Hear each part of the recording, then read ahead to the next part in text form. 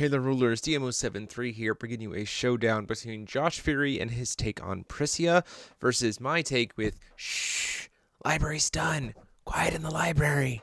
Let's get into it and dive right in. Ruler School is brought to you by Odyssey Games, where you can go to pre-order upcoming Force of Will sets, ccgprime.com for singles and supplies, cardodoko.com for those rulers in the international market looking for product, as well as our guest lecturer members Vite Ramen and Full Grammar Alchemist. Class is in session. So as we get into it here, just a reminder that you can get your pre-orders for the next set, the 10 Oaths of Paterpaterpolis War from Odyssey Games. You can check the link in the description. You are not going to want to miss the conclusion of Trinity Cluster before we move into Devil Cluster. So this is Library Stun versus Resonance Pricia. So Resonance Pricia, the deck hasn't changed too much except that it has Snake as kind of the way to really burst out a bunch of damage really quickly because of all the Resonance cycling and Stone cycling, just accelerated it to the max.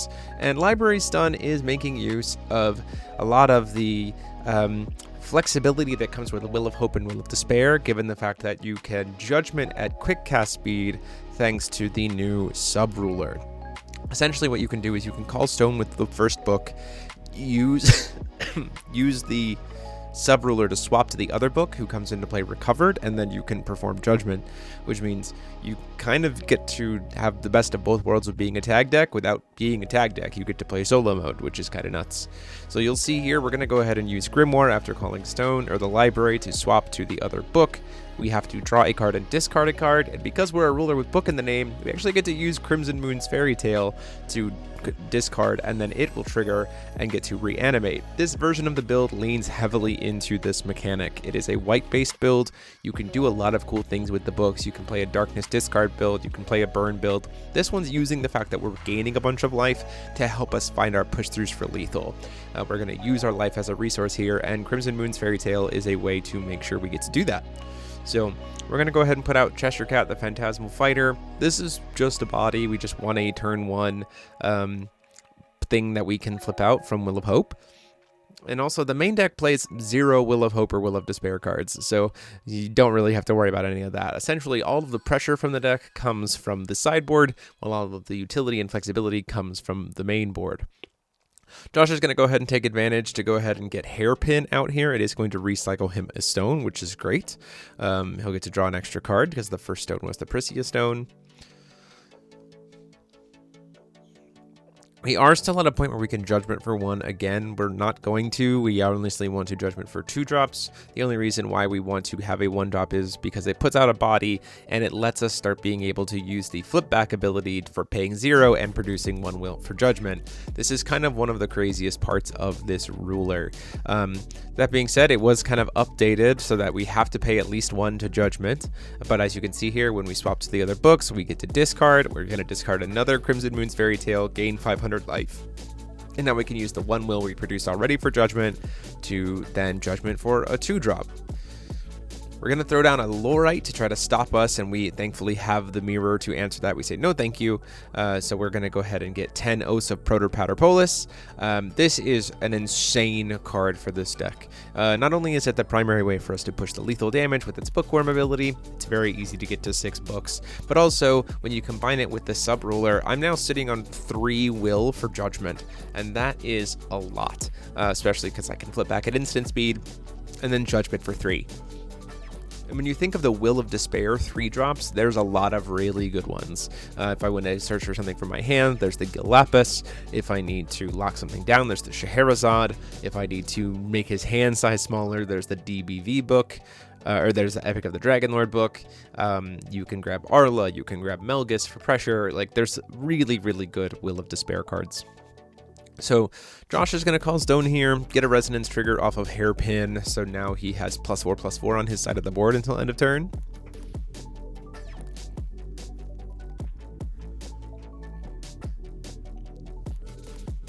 Thinking about what he wants to do here, knowing that I could Judgment into something. So the whole idea about this stun deck is you are trying to build up your books in situations where you don't have to apply pressure. So then when you do, you can kind of do whatever you need, get whatever you need out of the sideboard. So Josh is going to go ahead and pass the turn. And we're going to try to, at the end of his turn, flip back and re-judgment for a 3. He has the Lorite, but that's fine. We essentially got a Lorite out of his hand for doing nothing, which is just fine with us. Because we can, again, judgment at quick cast speed. We do it at the end of his turn. Now we can try to judgment on our turn. Calling Stone. We have 3 stones here, and we can also have flip back. We can't judgment this way. We have to go into a book Will of Hope resonator, but the best thing is there's great... the white resonators on Will of Hope resonators are the like stun part of the package. You have things like Alice, which can call a card and make it so he can't cast them. You have the 0, which makes it so they can't draw more than 1 card per turn. You'll see kind of as we go.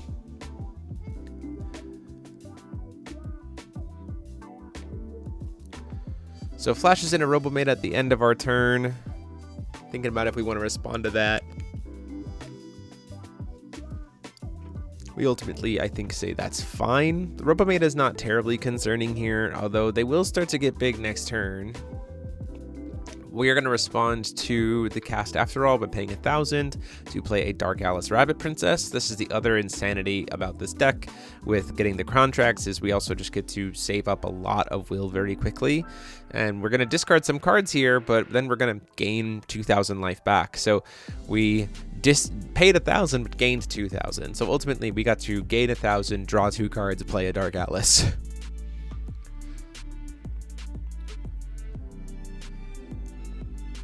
Going into Josh's turn.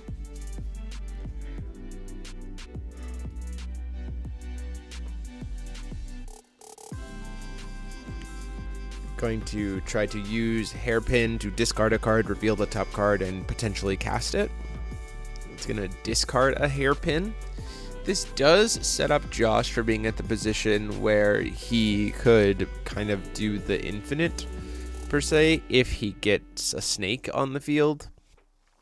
But unfortunately, he's got to get to the snake first.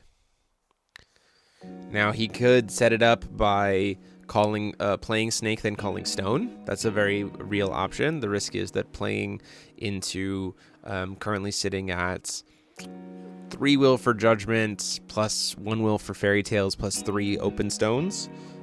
Feels a little bit risky to play a tap out mode into that, but we are going to try for it. He's going to go play a snake, or an ambushing scorpion, which is a great tool for resonance here. We're going to respond with a girl staring at. We do not want him to start going off this turn.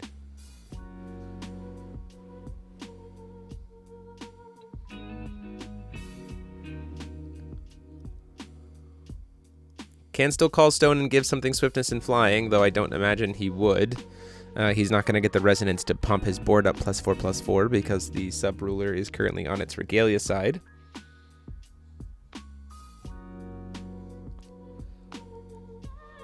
Give the scorpion swiftness and flying.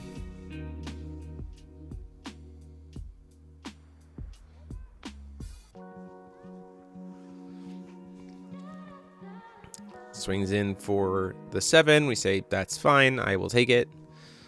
Do not mind that. We're going to gain some more life anyway because we're definitely going to swap at least once this turn during the end phase. Swap to Book of Light for Book of Dark. Discard a card, gain 1,000 life. And Judgment for a 3-drop. And here to set up our books here, we're going to go ahead and grab the Decisive Battle of Valhalla.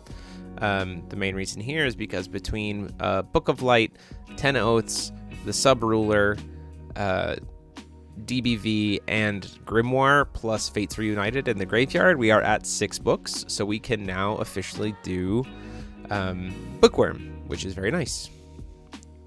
Gonna go ahead and do God's Art effect of here with Fates Reunited, mainly because we want another book on field to be able to apply pressure this turn.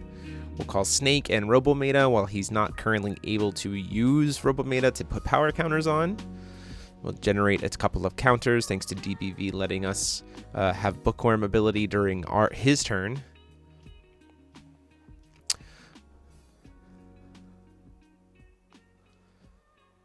Moving to recovery here.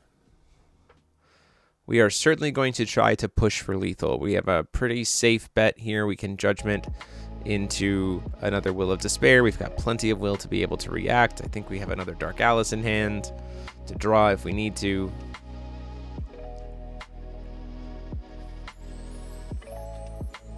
We're going to start by doing Bookworm. So now all of these books that are non-J ruler book entities become 10-10 resonators. So now we're just suddenly representing 4,000 damage just from those. And Josh only has so many blockers.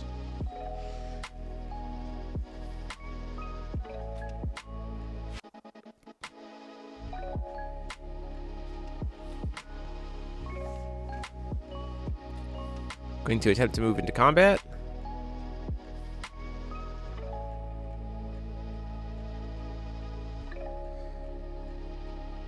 Swing in with Cheshire Cat. Then we will use the swap back ability here.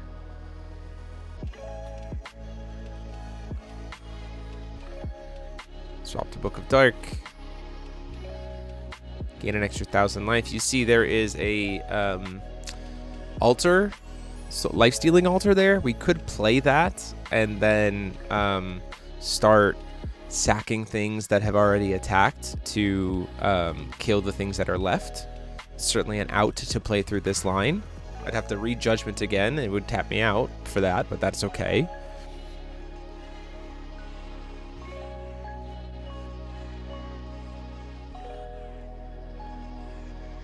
Swing in for 10. He's going to go ahead and block with the Lorite. We say that is fine.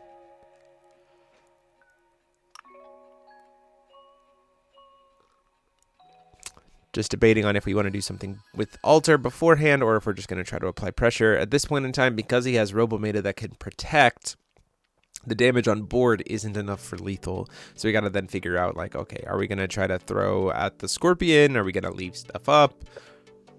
How are we going to get through this turn? Or are we going to just try to capitalize and push through before things get too crazy? We'll swing in for 2. Swing in for another 2, taking him down to 33. Swing in with Fates Reunited, take him down to 23. We try to go in for Grimoire, and Robometa is going to protect that. Go in for another 10. Take him down to 13. Perform Judgment for a 3-drop.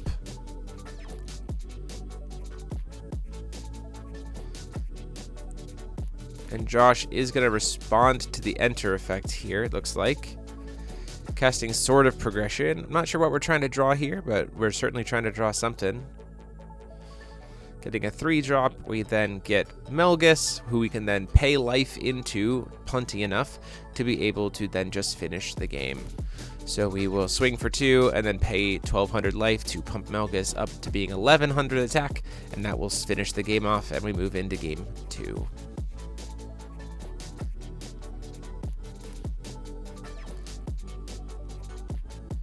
So in game 2 here.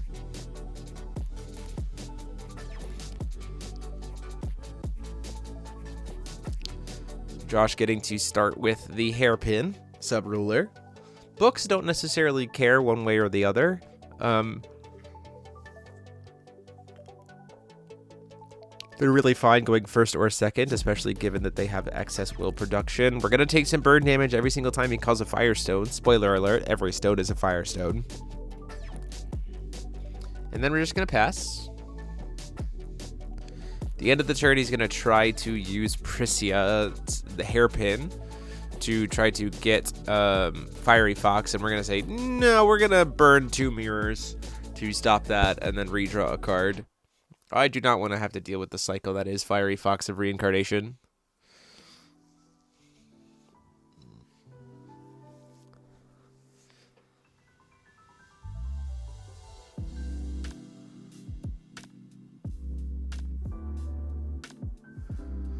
Calls the second stone. Gonna take another 300. Now, Books is kind of considered what I would consider for the long time to be probably one of the most ultimate toolbox decks we've had since probably full power alternative card Pricia. In terms of just the sheer flexibility that you have with this deck is kind of insane. He goes for a Guardian Dragon. We're going to respond by swapping to Book of Light. We're going to discard. We happen to have another Crimson Moon Fairy Tale in hand, so we're already going to be able to kind of compete with his burn damage. Judgment for a 2-drop. A 2-drop Will of Hope Resonator, which we have one of those that's very, very good. It's called Pandora, Queen of Miracles, which then lets us unseal number 13 and make it free. So a really like punishing line there that then sets us up really nicely for future turns.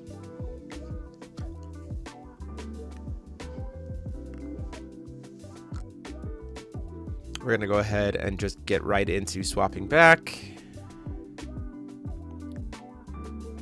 Really got to think about what I'm going to discard here, though, because we're not out of the woods yet.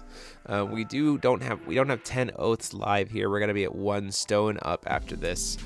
We get to gain some life back, which is nice, and then we'll pay 200 of it to Judgment for a 2-drop, plus the will from when you add in the will from the Sub-Ruler. So now we're sitting at 3 will for Judgment. And then we're also going to go ahead and God's Art Fates Reunited. And I believe for this Fates Reunited, we're going to call Snake, and we're going to call Fiery Fox of Reincarnation. Just in case one of those gets out onto the field, we do not want to have to deal with either of those until we're ready to. Now, Snake can still produce Resonance. Like, it'll still be able to produce extra will whenever a stone comes into play. So that's certainly a thing that we'll have to compete with. But we're in a little bit better position than not having to worry about the wrap counters and snake bites and stuff like that.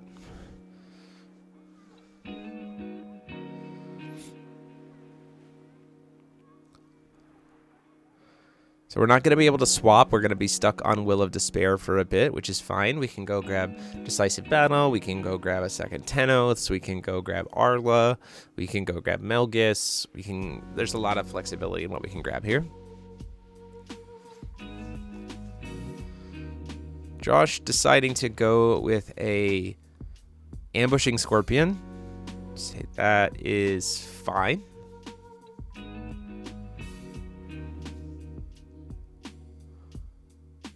But in response to the enter effects, we're going to go ahead and use Lunar Protective Lifeform. This is trying to gain us 1500 life and make sure we can't take any burn damage for the turn. But because we still only have 2 cards in hand, we can use Grimoire to refill our hand. So even though we're not doing the draw mode on Lunar Protective, we still get to actually draw 2 cards thanks to Grimoire. And that's one of the other things this deck does really nicely, is that it manipulates its own hand size very effectively, whether it be the free spells like Lunar Protective, whether it be pitching to discard, whether it be things like Falchion, Shooting Star of Water.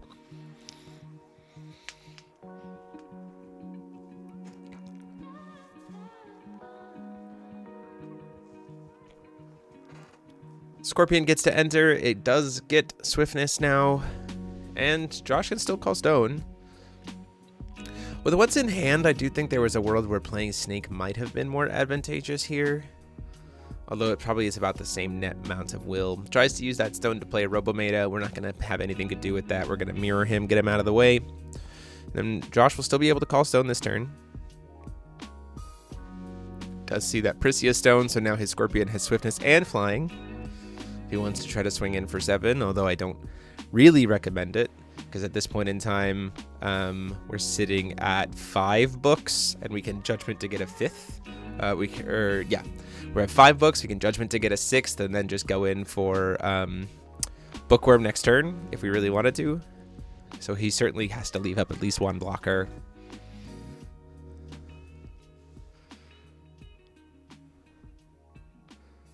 So we're just going to go ahead and flip back and read Judgment.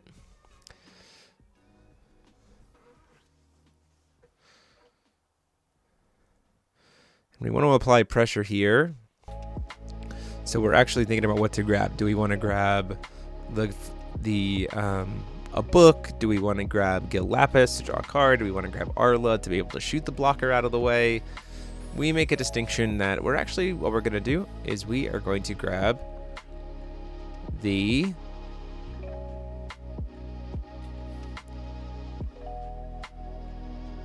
really thinking about this DBV or not. Ultimately deciding to grab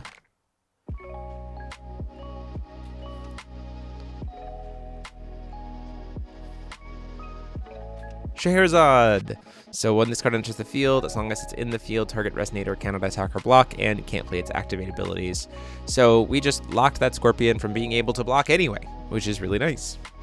Now there is a world where we could use 10-oaths to judgment this turn to get a 10-oaths to immediately bookworm.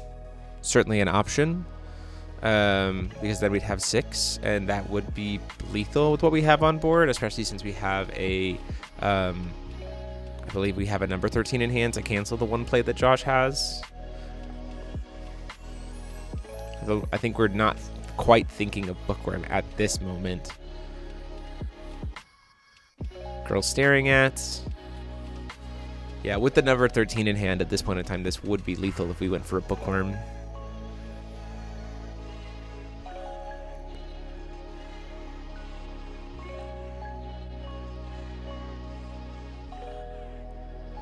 We start to go grab the Alice, and then we realize, wait a minute, that's dumb.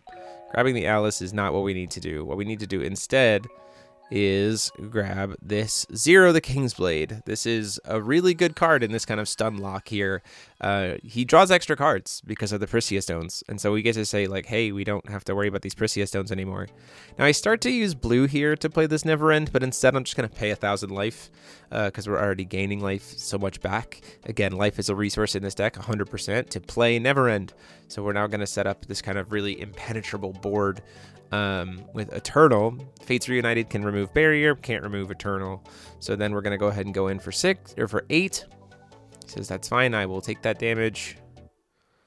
Or attempts to. We're going to go ahead and see that Sword of Progress get cast here just to kind of get that on the board. Get to go in for 8, and then we're probably just going to pass turn. We're going to threaten another turn. Before draw his turn, though, we are going to use Neverend's ability to rest the J Ruler to make everything Fairy Tales. So we're going to give our board Eternal for the turn, which is really nice. Even if he has Fates Reunited, that's not going to help here. Now, if he does have... this is a little bit risky. If he does have Hellfire, that would be pretty good right now, at least to be able to kill the 3 other Resonators on board, not the Never End. Though we probably just burn our either a Mirror or a number 13 on that Hellfire to keep ourselves alive.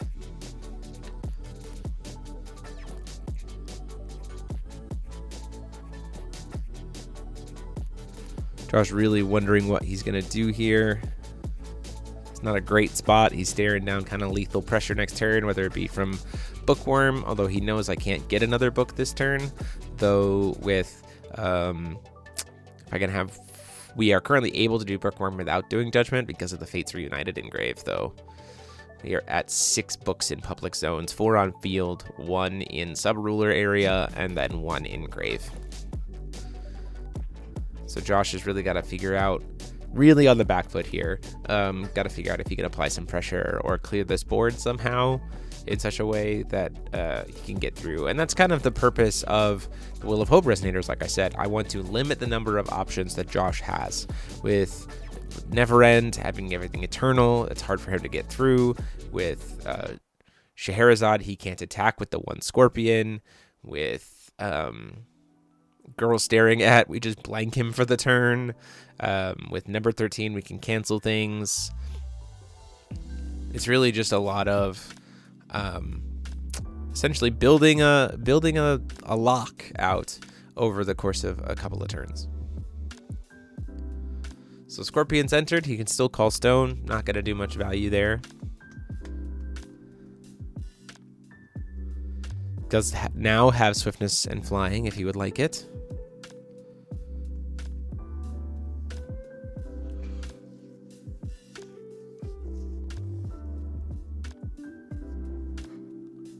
Ironically enough, at this point I am tapped out, though I feel comfortable in doing that tap out thanks to having the number 13 in hand and the Pandora live on field.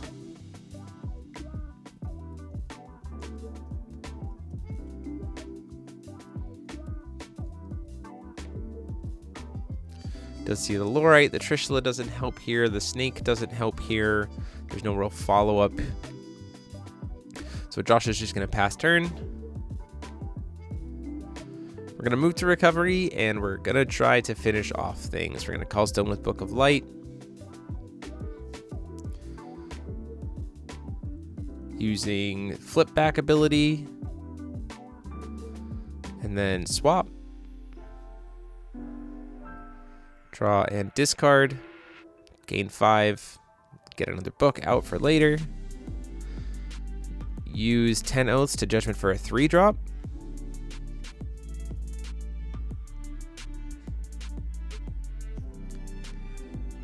do see the Loark come down here.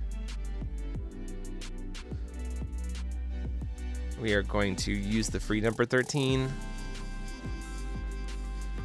And he tries to play Destructive Assault here. Destructive Assault does not have Quick Cast. Ultimately, he could do that. We weren't planning on using Bookworm anyway, but he does have to take that back, unfortunately. So the Loark does get canceled. We get to grab a 3-drop, and we get to grab Arla. And the reason why we're grabbing Arla here is we don't even need to worry about Bookworm. We're just going to kill him. Our life total is higher. We can kill the blocker easily. So we'll swing in with 0 for 6.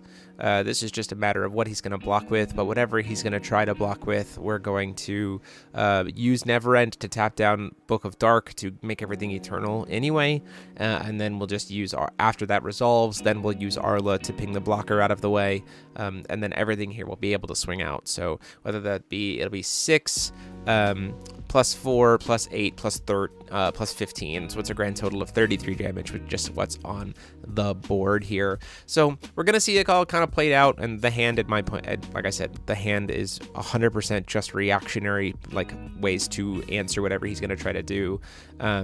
So we'll just see this carried out here. But this was the match. Hope you guys like my take on library control. I really, really like this deck. I still have it sleeved in the current format. I'm probably going to keep it sleeved for a while. Josh, appreciate showing us Pricia. Unfortunately, just kind of getting a little bit met up by the lock elements of Library Stun, so we'll maybe try to get Pricia back on the channel here in the coming weeks. But let us know what you guys think about these Met decks or how you've been playing them in the comment sections down below. And until next time, this is DMO73 saying, class dismissed.